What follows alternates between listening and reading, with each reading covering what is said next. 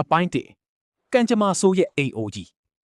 မိုးဝတ်တန်ဟာမိဘမိတ်ကေဟာမှာကြီးပြင်းခဲ့ရတဲ့တကောင်ကျွတ်တယောက်ဖြစ်ပေမဲ့စိတ်တက်မကြပဲပြည်ပမှာ10စုနှစ်တခုနီးပါးပင်ပန်းအလုပ်လုပ်ပြီးအရင်းကြီးလေးစုဆောင်နိုင်ခဲ့ပါတယ်အသက်30အရွယ်မှာတော့သူဟာအတီတကြားဖြစ်ဖို့အတွက်တငယ်ချင်းဖြစ်သူဖိုးစော်ရဲ့ဇာတိမြို့လေးမှာအခြေချဖို့ဆုံးဖြတ်ခဲ့ပါတယ်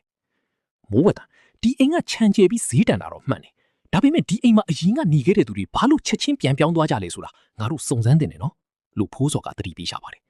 ်ဒါပေမဲ့မိုးဝတ်တန်ကတော့ငါကလူပဲကြောက်တာဖိုးစော်တရေဆိုတာမမြင်ရတဲ့အရာပဲငါအတွက်တော့ဒီခြံထဲမှာတီးပင်စားပင်တွေစိုက်စားလို့ရတာကပိုအရေးကြီးတယ်လို့ယုံကြည်ချက်အပြည့်နဲ့ပြောပြီးအိမ်ကြီးကိုဝယ်ယူခဲ့ပါတယ်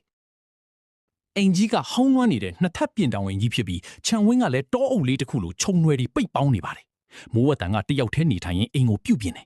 အစောပိုင်းရက်တွေမှာတော့အားလုံးအေးစီးပါပဲဒါပေမဲ့တရက်မှာတော့အိမ်နောက်ဖက်ခြံလွတ်မှာတီးပင်စားပင်စိုက်ဖို့မြေချင်းတူးရင်ပေါက်တူးကမာကျောတဲ့အရာတစ်ခုကိုထိမိသွားတယ်မြေကြီးတွေကိုဖယ်ကြည့်လိုက်တဲ့အခါထူးဆန်းတဲ့လက်ရာနဲ့ရှေးဟောင်းရွှေဆွဲကြိုးလေးတစ်ခုကိုတွေ့လိုက်ရတယ်အဲ့ဒီနေ့ကစပြီးအိမ်ရဲ့လေထုကအေးဆက်စပြုတ်လာပြီးညဘက်ဒီမှာထူးဆန်းတဲ့အတန်တွေကသူ့အနားကိုတိုးဝင်လာပါတော့တယ်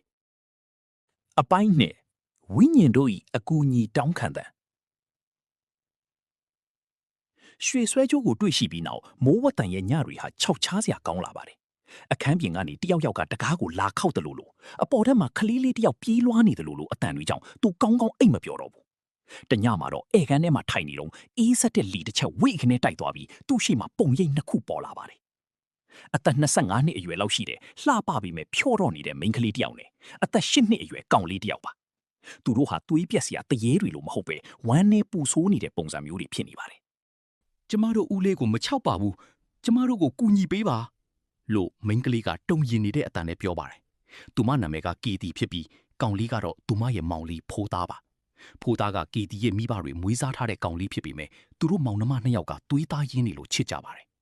အရင်ကနေခဲ့တဲ့သူတွေကိုကျမတို့အကူအညီတောင်းခဲ့ပေမဲ့သူတို့ကကျမတို့ကိုတရေဆိုပြီးကြောက်ရွံ့ပြီးထွက်ပြေးကုန်ကြတယ်လို့ကီတီကမျက်ရည်တွေနဲ့ရှင်းပြပါတယ်မိုးဝတ်တန်ဟာမိဘမဲ့တယောက်အနေနဲ့သူတို့ရဲ့အားကိုးရမဲမှုကိုခံစားမိပြီးကြောက်စိတ်တွေပျောက်ကစာနာစိတ်တွေဝင်လာပါတော့တယ်ကေတီကသူမတို့မိသားစုရဲ့ကြေခွဲစရာတမိုင်းကြောင်းကိုစတင်ပြောပြပါတယ်။လွန်ခဲ့တဲ့နှစ်အနည်းငယ်ကဒီအိမ်မှာသူမတို့မိသားစုပျော်ပျော်ရွှင်ရွှင်နေထိုင်ခဲ့ကြတာပါ။ဒါပေမဲ့ဦးလေးတော်ဆက်သူညိုမောင်ကသူမတို့အဖေရဲ့ပိုင်ဆိုင်မှုတွေကိုလိုချင်တာကြောင့်အမွေကိစ္စနဲ့အကြိမ်ကြိမ်စကားများခဲ့ကြတယ်။နောက်ဆုံးမှာတော့လောဘစောတက်နေတဲ့ညိုမောင်ကတမိသားစုလုံးကိုအစိတ်ခတ်ပြီးတပ်ဖြတ်ခဲ့ပါတယ်။သူကကျမတို့မိသားစုတစ်ခုလုံးကိုတပ်ပြီးပြည်ပကိုထွက်သွားကြတယ်လို့မြို့ထဲမှာသတင်းလွှင့်ခဲ့တာပါ။ကျမတို့ရဲ့ရုပ်အလောင်းတွေကိုတော့ဦးလေးခုနာကမြေတူးခဲ့တဲ့တစ်ပင်ကြီးအောက်မှာပဲအစီအစဉ်တကျမြုပ်နှံခဲ့တယ်လို့ကီတီကဆိုပါတယ်။မိုးဝတ်တန်ဟာဒီစကားကိုကြားပြီးနောက်ညိုမောင်ရဲ့ရုပ်မာမှုကိုဒေါသထွက်သွားပါတယ်။သူကဖိုးစော်ကိုအမြန်ခေါ်ပြီးကီတီညွန်ပြတဲ့နေရာကိုတူးဖော်ခဲ့ရမှာတကယ့်ကိုပဲလူရိုးစုတွေနဲ့အတူညိုမောင်ရဲ့ကိုယ်ရေးကိုယ်တာပစ္စည်းအချို့ကိုတက်တဲ့အဖြစ်တွေ့ရှိခဲ့ပါတယ်။ဒါဟာရိုးရိုးတိတ်ဆုံးမှုမဟုတ်ပဲလူတက်မှုဆိုတာကိုမိုးဝတ်တန်အတီးပြုတ်နိုင်ခဲ့ပါပြီ။အပိုင်း3လူတက်သမားကြီးတံပြန်တိုက်စစ်မိုးဝတ်တန်နဲ့ဖိုးစော်တို့ဟာတွေ့ရှိတဲ့တပ်တွေတွေကိုရဲစခန်းမှာတင်ပြဖို့ပြင်ဆင်နေတော့မှပဲညိုမောင်ကသတင်းရသွားပါတယ်ညိုမောင်ကအခုဆိုရင်မြို့မှာဩဇာအာဏာရှိတဲ့လူတစ်ယောက်ဖြစ်နေပါပြီသူကသူ့ရဲ့လူတက်မှုပေါ်ပေါက်တော့မှကိုသိတာကြောင့်လက်ပါစီလူမိုက်တွေကိုခေါ်ပြီးမိုးဝတ်တန်ရဲ့အိမ်ကိုညဘက်မှာဝင်ရောက်စီးနေပါတယ်မင်းကငါကိစ္စတွေကိုနှိုက်နှိုက်ချွတ်ချွတ်လှုပ်ချင်တာလားလို့ညိုမောင်ကတနက်နဲ့ချိန်ပြီးမိုးဝတ်တန်ကိုမေးပါတယ်မိုးဝတ်တန်ဟာအသက်အန္တရာယ်နဲ့ရင်ဆိုင်နေရတဲ့ခဏမှာပဲအိမ်ကြီးထဲမှာထူးဆန်းတဲ့အတန်တွေထွက်ပေါ်လာပြီးမီးလုံးတွေတစ်ဖြက်ဖြက်ဖြစ်လာပါတယ်။ကေဒီနဲ့ဖိုးသားတို့ကသူတို့ရဲ့ကျေးဇူးရှင်မိုးဝတ်တန်ကိုကယ်တင်ဖို့အတွက်ညိုမောင်ရဲ့လူတွေကိုစတင်ကြောက်လန့်ပါတော့တယ်။လူမိုက်တွေဟာကြောက်လန့်တကြားနဲ့ထွက်ပြေးကုန်ကြပေမဲ့ညိုမောင်ကတော့ရက်ဆက်သူမို့မပြေးပဲတနက်နဲ့ရှောက်ပစ်ပါတယ်။အဲ့ဒီအချိန်မှာရဲကားတန်တွေကြားလိုက်ရတာကြောင့်ညိုမောင်ဟာကားပေါ်တက်ပြီးမြို့ပြင်ကတောတောင်တွေစီကိုအမြန်ဆုံးထွက်ပြေးတင်းရှောင်သွားပါတော့တယ်။ညိုမောင်ဟာရဲတွေရဲ့လက်ကနေလွတ်ဖို့အတွက်နဲဆက်ဘက်ကိုဦးတည်ပြီးတောလန့်ကနေထွက်ပြေးပါတယ်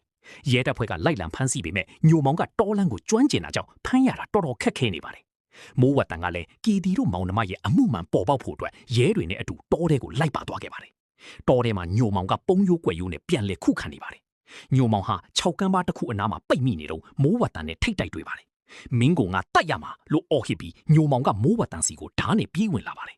။အဲ့ဒီအချိန်မှာပဲတောအုပ်တစ်ခုလုံးလေပြင်းတွေဝေကနေတိုက်လာပြီးညိုမောင်ရဲ့မျက်စိရှေ့မှာကီတီရဲ့သွေးစွန်းနေတဲ့ပုံရိပ်ကြီးကဝုန်းကနေပေါ်လာပါတယ်။ညိုမောင်ဟာသွေးပြတ်သွားပြီးခြေချော်က6ထဲကိုပြုတ်ကျလို့နီးပါးဖြစ်သွားပါတယ်။မိုးဝတ်တန်ကညိုမောင်ကိုအမိအယလှမ်းဖမ်းပြီးရဲတွေလက်ထဲကိုအနှံ့နိုင်ခဲ့ပါတယ် ညိုမောင်ဟာကြောက်လန့်လွန်းလို့ငါကိုကဲပါသူတို့လာနေပြီလို့အော်ဟစ်ရင်အတိစိတ်လွတ်မတတ်ဖြစ်နေပါတော့တယ် အမှန်တရားနှင့်တရားစီရင်ခြင်းညိုမောင်ကိုဖမ်းဆီးပြီးနောက်စစ်ဆေးမေးမြန်းခန်းမှာသူဟာကေဒီတို့မိသားစုကိုဘလို့တပ်ဖြတ်ခဲ့တယ်ဆိုတာကိုကြောက်ကြောက်လန့်လန့်နဲ့ဝန်ခံခဲ့ပါတယ်ဝိညာဉ်မောင်နှမကသူ့ကိုအချုပ်ခန်းတဲ့အထိလိုက်လံခြောက်လန့်နေတာကြောင့်သူဟာအမှန်တရားကိုဖုံးကွယ်ထားလို့မရတော့ပါဘူးတရားရုံးကညိုမောင်ကိုထိုက်တန်တဲ့ပြစ်ဒဏ်ချမှတ်လိုက်ပါတယ်မိုးဝတန်ဟာအိမ်ကိုပြန်ရောက်တဲ့အခါကေဒီနဲ့ဖိုးသားတို့ကသူ့ကိုပြုံးပြီးစောင့်နေတာတွေ့ရပါတယ်သူတို့ရဲ့မျက်နှာမှာအမုန်းတရားတွေမရှိတော့ဘဲကြည်လင်းနေပါတယ်မိုးဝတန်ဟာဒီမောင်နှမနှစ်ယောက်အပေါ်မှာတန်ရောစင်တော်တော်တွေ့နေမိပြီဖြစ်လို့ခွဲခွာရမှာကိုစိတ်မကောင်းဖြစ်နေပါတယ် ဦးလေးကိုကျေးဇူးတင်ပါတယ်ဦးလေးသာမရှိရင်ကျမတို့အမှန်တရားပေါ်မှာမဟုတ်ဘူးလို့ကေဒီကပြောပါတယ်မိုးဝတန်ကဦးလေးမင်းတို့အတွက်ကောင်းမှုကုသိုလ်တစ်ခုလုပ်ပေးခြင်းတယ်လို့ကတိပေးလိုက်ပါတယ်နောက်တနေ့မှာမိုးဝတန်ဟာမြို့ပေါ်ကဖုန်ကြီးကျောင်းမှာအကျွေးအမွေးတွေနဲ့စီစီကားကားလှူဒန်းခဲ့ပါတယ်သူဟာကေဒီနဲ့ဖိုးသားလေးတို့အတွက်ရည်စူးပြီးရည်စက်ချအမျှအတန်းပေးဝေခဲ့ပါတယ်ဗုဒ္ဓဘာသာထုံတန်းစင်လာအရကောင်းမှုကုသိုလ်ပြုပြီးအမျှဝေလိုက်တဲ့အခါမောင်နှမနှစ်ယောက်ရဲ့ဝိညာဉ်ဟာတဖြည်းဖြည်းနဲ့လင်းလက်လာပါတယ် အဲ့ဒီညမှာမိုးဝတန်အိပ်ပျော်နေတော့မှကေဒီနဲ့ဖိုးသားလေးကသူ့အနားကိုရောက်လာပြီးနှုတ်ဆက်ပါတယ်ဦးလေးကျမတို့သွားတော့မယ်နော်ဦးလေးလည်းကြမ်းကြမ်းမာမာနဲ့ပျော်ပျော်ရွှင်ရွှင်နေပါလို့ကေဒီကပြုံးပြီးပြောတယ်လို့ဖိုးသားလေးကလည်းဦးလေးတာတာလို့လက်ပြရင်အလင်းတန်းတွေကြားထဲမှာပျောက်ကွယ်သွားပါတော့တယ်